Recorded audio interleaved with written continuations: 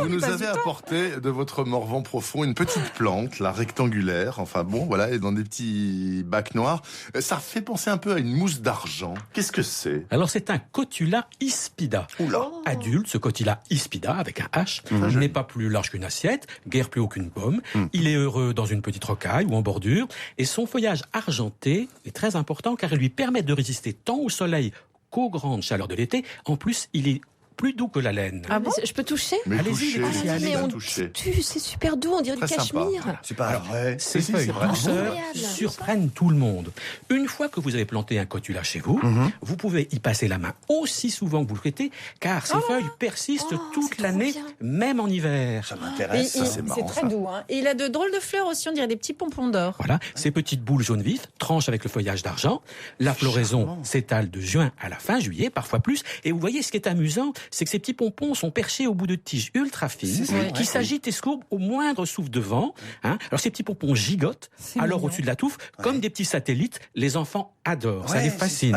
J'avais jamais vu cette plante-là. Je trouve ça en effet fascinant. D'où est-ce qu'il vient votre Cotula?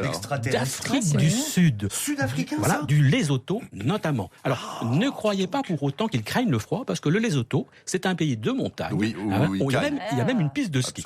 Alors, ce petit Cotula ispida passera donc bien l'hiver au jardin, pour peu que le sol soit léger et drainé. Bon, africain ou pas, il pousse bien sous nos climats. Même dans le Morvan. Alors bon...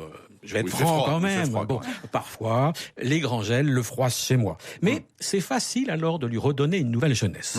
Au début du printemps, j'arrache la touffe qui a souffert, j'enlève les tiges abîmées et je serre ensuite dans ma main les pousses les plus jolies, un peu comme si je faisais, Sébastien, une botte de rati. D'accord, voilà. Je repique en plus après cette botte dans la terre et tout reprend avec vigueur. Et votre Cotula, là, il pousserait sur mon balcon? À Bagnolet. Bien sûr, Églantine. D'ailleurs, je crois que je vais vous en donner un tout à l'heure, pourvu qu'il y ait du soleil la moitié de la journée. Il n'y en a pas. Bien sûr que j'en ai.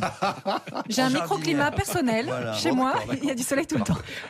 Une simple petite jardinière suffit. Vous lui donnez bien sûr un peu d'engrais pour fleurs au printemps et vous l'arrosez quand même un peu de temps en temps. Je vous l'ai déjà dit, en jardinière, on souffre plus vite de faim et de soif qu'en pleine terre. Alors, ne le plantez peut-être pas tout seul. Ce sera plus mignon si en hiver, vous l'accompagnez avec une petite violette à petite fleur de pensée.